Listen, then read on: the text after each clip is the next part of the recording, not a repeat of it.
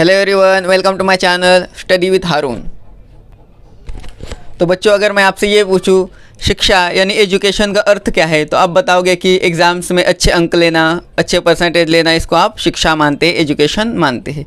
ठीक है, ये भी कुछ हद तक सही है, लेकिन ये पार्ट 1 है। जैसे हम कहेंगे ये डेफिनेशन है शिक्षा की पार्ट 1। पार्ट 2 या दूसरी डेफिनेशन ये है, और जो ज़्यादा ज़रूरी है समझना, वो ये है कि शिक्षा ग्रहण करने के बाद, एजुकेशन लेने के बाद हमारे अंदर कितने चेंजेस आते हैं, हम कितने मानवतावादी दृष्टिकोण अपनाते हैं, हमारा वार्तालाप करने का, बातचीत करने का तरीका कैसा है।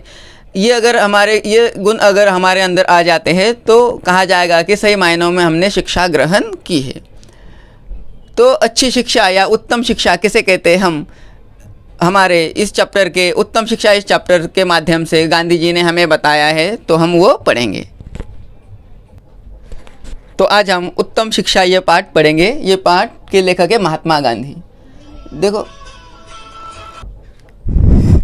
देखिए महात्मा गांधी जी का जन्म हुआ था 2 अक्टूबर 1869 को पोरबंदर, गुजरात में। उनकी मृत्यु हुई 30 जनवरी 1948 को। इनका परिचय देखते हैं हम।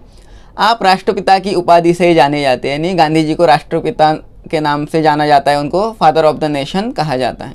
देखिए उत्तम शिक्षा इस पाठ में लेखक ने क्या बताया, यहाँ पर दिया होता है सेकंड पैराग्राफ में। प्रस्तुत पत्र में यह बताया गया है कि शिक्षा का अर्थ मात्र अक्षर ज्ञान नहीं है, चरित्र संवर्धन एवं कर्तव्य पालन भी है। उन्होंने कहा कि शिक्षा यानी एजुकेशन, तो शिक्षा का अर्थ या शिक्षा का मतलब सिर्फ इतना नहीं, अक्षर ज्ञान। अक्षर ज्ञान यानी आपको पढ़ना लिखना है। जैसे ये सब आप पढ़ रहे हो, ये सब पढ़ना लिखना आ रहा है आपको, तो साक्षर कहा जाएगा। लेकिन शिक्षा का अर्थ इतना ही नहीं है कि आपको अक्षर ज्ञान है, आप पढ़ लिख पाते हो। तो क्या है उसका अर्थ?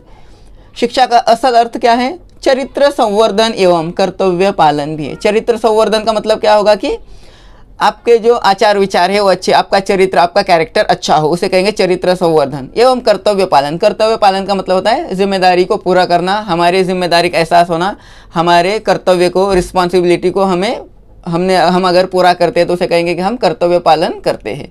तो उन्होंने शिक्षा का असल अर्थ महात्मा गांधी जी ने उत्तम शिक्षा इस पाठ के माध्यम से क्या बताया कि चरित्र संवर्धन एवं कर्तव्य पालन है। तो देखिए इस पाठ में हम उत्तम शिक्षा का अर्थ डिटेल में देखेंगे। और ये मैं बता दूं आपको कि महात्मा गांधी ने उत्तम शिक्षा ये पाठ एक पत्र है, एक प्रकार का लेटर है, पत्र है। और ये पत्र उन्होंने अपने बड़े बेटे मनीलाल को भेजा था, और मनीलाल को उन्होंने इस पत्र के माध्यम से समझाया था उत्तम शिक्षा का महत्व, और कुछ सीख दी थी अपने बेटे को, कुछ संदेश दिया था जो कि आपके और मेरे भी ये संदेश काम आ सकते हैं। हमें महात्मा गांधी जी के दिए संदेश को हमारे जीवन में, आचरण में लाना चाहिए। देखिए ये पत्र कहाँ से लिखा था महात्मा गांधी जी ने अपने पुत्र मनीलाल को? यरवड़ा मंदिर से। और कब लिखा था? 8 नवंबर 1932, यानी नवंबर 8, 1932 को ये पत्र उन्होंने लिखा था। अब देखो पत्र की शुरुआत वो करते हैं, प्यारे मनीलाल शुभाशीष। अपने बच्चे को कहते हैं, उनके बेटे थे मनीलाल, प्यारे मनीलाल शुभाशीष यानी शुभ आशीष, यानी उन्हें आशीर्वाद देते हैं और पत्र की शुरुआत करते हैं। देखो उन्होंने क्या कहा, मैंने जो पारिवारिक बोझ तुम्हारे सिर पर दिया है उसका निर्वहन करने में तुम समर्थ हो। पहले लाइन में वो कहते हैं कि जो पारिवारिक बोझ यानी परिवार की जिम्मेदारी, पारिवारिक बोझ यानी परिवार की, फैमिली की जिम्मेदारी तुम्हारे सर पर दिया है। यानी उन्होंने अपने बड़े बेटे मनीलाल को परिवार संभालने की जिम्मेदारी, परिवार का ख्याल रखने की जिम्मेदारी दी थी। और वो कहते हैं कि उसका निर्वहन करने में तुम समर्थ हो। जिम्मेदारी या रिस्पॉन्सिबिलिटी परिवार की क्यों दी थी? क्योंकि उन्हें लगता था उनके बड़े बेटे मनीलाल क्या कर सकते हैं, परिवार की जिम्मेदारी का निर्वहन करने में, यानी निभाने में, निर्वहन करना नहीं निभाना, समर्थ हो यानी कैपेबल है। यानी उनको लगता था कि उनके बड़े बेटे फैमिली की जिम्मेदारी निभाने में, निर्वहन करने में समर्थ है, कैपेबल है, वो अपने फैमिली को संभाल सकते हैं। मुझे ऐसा लगता है कि तुम पूरे आनंद के साथ इसे उठा रहे हो। और कहते हैं ये जिम्मेदारी, परिवार का बोझ आप कैसे पूरे जिम्मेदारी के साथ और पूरे आनंद के साथ, खुशी के साथ इस जिम्मेदारी को निभा रहे हो। मैंने कारागृह में बहुत कुछ पढ़ा है। कारागृह यानी जेल। वो कहते हैं, अब यहाँ पे देखो ना, मैंने कहा कि यरवड़ा मंदिर, यानी यहाँ पे यरवड़ा मंदिर किसे कहा गया? जेल को कहा गया। ये जेल से, यरवड़ा जेल से उन्होंने अपने पुत्र को पत्र लिखा था, अपने बेटे को पत्र लिखा था। यरवड़ा मंदिर या यरवड़ा जेल कहाँ पर है? पुणे में है। तो कहते हैं मैंने कारागृह में बहुत कुछ पढ़ा है। कारागृह में, जेल में रहते हुए वो बहुत कुछ पढ़ रहे थे, किताबें पढ़ रहे थे। आगे वो कहते हैं, मेरा ऐसा मानना है कि शिक्षा का अर्थ मात्र अक्षर ज्ञान नहीं। वो कहते हैं कि मेरे हिसाब से, यानी गांधी जी का जो मत है शिक्षा के बारे में, शिक्षा यानी यहाँ पर एजुकेशन, शिक्षा का अर्थ क्या है, मात्र अक्षर ज्ञान है। अक्षर ज्ञान का मतलब ये सब जो पैराग्राफ दिख रहा है, अगर ये पढ़ पा रहे हैं आप तो आप क्या है, साक्षर है, आप पढ़ रहे हैं। लेकिन ये इसे शिक्षा या एजुकेशन नहीं कहेंगे, इसे ये नहीं कहेंगे कि आपका एजुकेशन कंप्लीट हुआ है। तो वो कहते सिर्फ अक्षर ज्ञान होने से ही हम ये नहीं कह सकते कि किसी व्यक्ति ने शिक्षा ग्रहण की है, किसी ने एजुकेशन लिया है।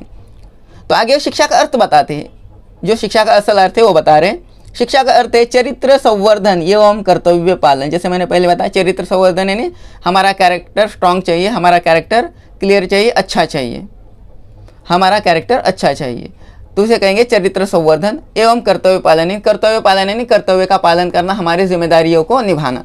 तो अगर ये शिक्षा ग्रहण करने के बाद अगर ये दो गुण हमारे अंदर आ जाते कि हम हमारा चरित्र संवर्धन करते हैं, हमारा कैरेक्टर अच्छा करते हैं, अच्छा रखते हैं और कर्तव्य का पालन करते हैं, तो कहा जाएगा कि हमने सही मायनों में शिक्षा ग्रहण की है। तुम्हें आजकल उत्तम शिक्षा प्राप्त हो रही है। वो कहते हैं कि तुम परिवार का निर्वहन कर रहे हो, जिम्मेदारी संभाल रहे हो, इसके माध्यम से तुम्हें क्या अच्छा अनुभव मिल रहा है, उत्तम शिक्षा, अच्छा एजुकेशन प्राप्त हो रहा है। माँ की सेवा हो या भाभी जी की, अथवा रामदास एवं देवदास का अभिभावक बनना, इससे अधिक अच्छी शिक्षा कौन सी हो सकती है। वो कहते हैं कि अपने बेटे मनीलाल को कि तुम्हें आजकल घर में ही अच्छी शिक्षा मिल रही है, उत्तम शिक्षा मिल रही है। और वो उत्तम शिक्षा किसे कहते हैं, गांधी जी की। तुमको माँ की सेवा करने का मौका मिल रहा है, दूसरा भाभी जी की सेवा करने का भी मौका मिल रहा है। और दूसरा वो कहते हैं कि रामदास एवं देवदास का अभिभावक बनना। और मनीलाल के दो छोटे भाई थे, रामदास और देवदास, मतलब गांधी जी के 3 बेटे थे। सबसे बड़े थे मनीलाल, उससे छोटे थे रामदास और सबसे छोटे थे देवदास। तो कहते आप क्या है, मैं जेल में हूँ, कारागृह में हूँ, तो आप रामदास और देवदास के अभिभावक बने। अभिभावक यानी क्या, पालक, पेरेंट्स, ठीक है। तो जब गांधी जी जेल में थे तो उनके एब्सेंस में, उनके न होने पर मनीलाल, उनके दोनों छोटे भाई रामदास और देवदास का वो अभिभावक बने हुए थे, पालक बने हुए थे, पेरेंट बने हुए थे। तो कहते ये सब अब जिम्मेदारियां निभा रहे, यानी माँ की सेवा कर रहे, भाभी जी की सेवा कर रहे, रामदास और देवदास का अभिभावक बने हो, पालक बने हो, एक पिता का प्यार उन्हें आप दे रहे हो। तो इससे अधिक अच्छी शिक्षा कौन सी हो सकती है, इससे ज़्यादा अच्छी शिक्षा, इससे ज़्यादा अच्छी एजुकेशन कौन सी हो सकती है कि आप क्या कर रहे हो, जिम्मेदारी का पालन कर रहे हो, आपकी जिम्मेदारी निभा रहे हो, आपका कर्तव्य पालन कर रहे हो। क्योंकि यहाँ पर गांधी जी ने कहा था ना कि कर्तव्य पालन करना भी शिक्षा का सच्चा अर्थ है। तो यहाँ पर क्या कर रहे हैं मनीलाल, माँ की, भाभी जी की और देवदास और रामदास की जिम्मेदारी उठाकर, इनके जिम्मेदारी का निर्वहन करके वो क्या कर रहे हैं, अपना कर्तव्य पालन कर रहे हैं। तो वो कहते हैं कि गांधी जी अपने बेटे से कह रहे हैं कि तुमको सबसे अच्छी शिक्षा मिल रही है, ये कार्य तुम अच्छी तरह से करो तो आधी से भी अधिक शिक्षा पूरी करने जैसा है। कहते ये जो कार्य मैंने दिया गया है, मैंने आपको दिया है कि घर वालों की जिम्मेदारी, पारिवारिक जिम्मेदारी का बोझ उठाना, अगर ये तुम अच्छी तरीके से पूरी करो, पूरे जिम्मेदारी से निभाओ, ये कर्तव्य का पालन आप करो, तो ये आदि से भी ज़्यादा आपकी शिक्षा पूरी हो रही है, इसका ऐसा अर्थ होता है। ये माना जाएगा कि आपकी आदि से ज़्यादा शिक्षा पूर्ण हुई है। अब देखो आगे कहते हो, अपने बेटे को उसके जिम्मेदारी के बारे में बता रहे हैं कि बेटे को अपनी जिम्मेदारी का एहसास होना चाहिए। हर एक बेटे को उसकी रिस्पॉन्सिबिलिटी के बारे में पता होना चाहिए, जिम्मेदारी का एहसास होना चाहिए।